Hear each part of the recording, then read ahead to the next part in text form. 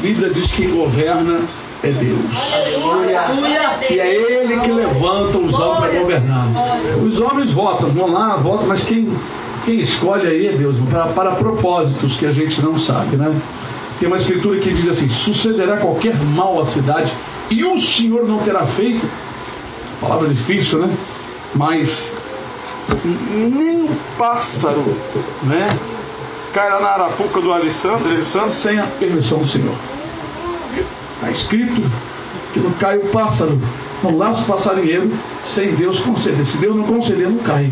Não, então só pega porque Deus vai lá, cai lá, cai lá, vai lá, né?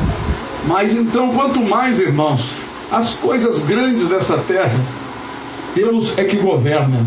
Se o homem no mundo estivesse agradando a Deus, Deus daria governos bons, mas o povo peca contra o Senhor e o povo não sente a dor que Deus sente dos seus pecados.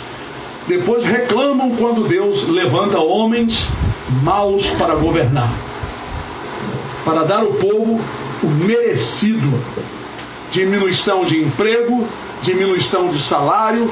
Além disso, Deus tem trazido também as pragas do mundo por causa dos pecados. O pecado, ele é uma ofensa contra Deus. A Escritura fala tão forte contra o pecado que diz: o salário do pecado é a morte, mas o dom gratuito de Deus é a vida eterna. O pecado, ele é uma ofensa, porque o pai do pecado foi o demônio, foi Satanás lá no céu, quando ele se engrandeceu, quis ser igual a Deus. Está lá no livro do profeta Isaías 14, capítulo 14. Quando ele quis ser igual a Deus, então ele enganou muitos anjos e nos enganou também. Sendo que os anjos não tiveram oportunidade de regressar, voltar. Terrível, né? Assim Deus determinou. Mas então, quando transgredimos e pecamos, nós fazemos a vontade do Satanás. E como poderemos receber uma bênção de Deus se nós fazemos a vontade do demônio? A Escritura diz, Jesus falou, numa fonte, de um poço, de uma cacimba de água, né? Vamos falar assim, uma fonte de água não pode jorrar. Jorrar é quando ela está jorrando para cima, né?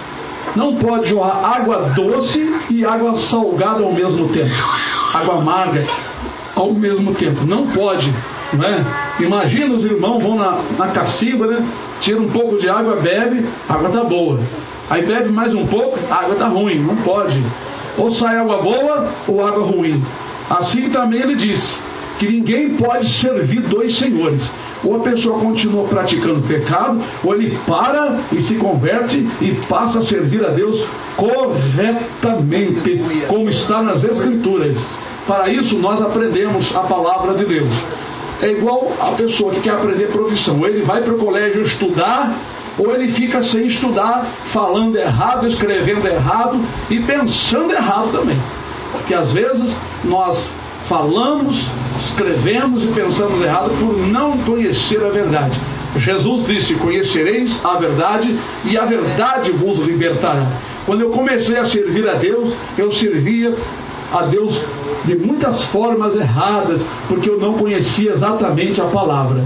Mas ao passar do tempo que eu fui aprendendo a palavra de Deus, também eu fui modificando meu modo de servir a Deus. Isso chama-se se converter, porque nós que estamos no caminho não estamos completamente convertidos. A cada dia nós podemos nos converter, mudar.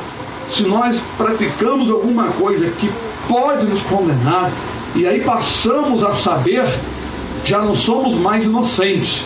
Deus vai cobrar. Mas se alguma coisinha que estivermos fazendo na nossa ignorância, né, o Senhor perdoa. Mas se nós pecarmos pecados escandalosos, Ele não perdoa, mesmo na ignorância. A pessoa tem que se converter, tem que se arrepender e abandonar o pecado, não é? Então, irmãos, a ofensa lá no céu foi tão grave que foi necessário Jesus, quando ressuscitou, ir lá no céu, purificar o céu, não é? Após a sua morte. Está escrito isso no livro de Hebreus, que ele entrou no santuário não feito pela mão dos homens, mas lá no céu, e com o seu próprio sangue, para purificar as próprias coisas celestiais.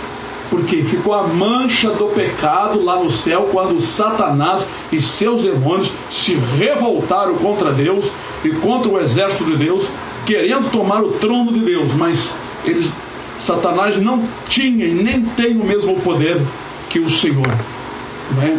Ele pensou que com a multidão de anjos que ele conseguiu enganar, poderia dominar. Coitado, foi lançado no inferno. E assim, irmãos, hoje ele está sobre a terra com seus demônios, perturbando muita gente. Por isso, nós devemos escapar do pecado, porque o pecado, ele é o originário de Satanás, ele que deu origem à transgressão. Então, quando nós erramos, fazemos a vontade dele e não a vontade de Deus. E se nós somos uma fonte de água, não pode sair da nossa vida água doce e água amargosa ao mesmo tempo. Nós temos que servir a Deus ou ao inimigo, né? Jesus disse: ninguém pode servir dois senhores, ou há de agradar um e desprezar o outro, né? Assim ele disse. Então nós sabemos que a nossa vida deve ser purificada dia após dia. Devemos ser santo, como ele disse: sede santo como eu sou santo.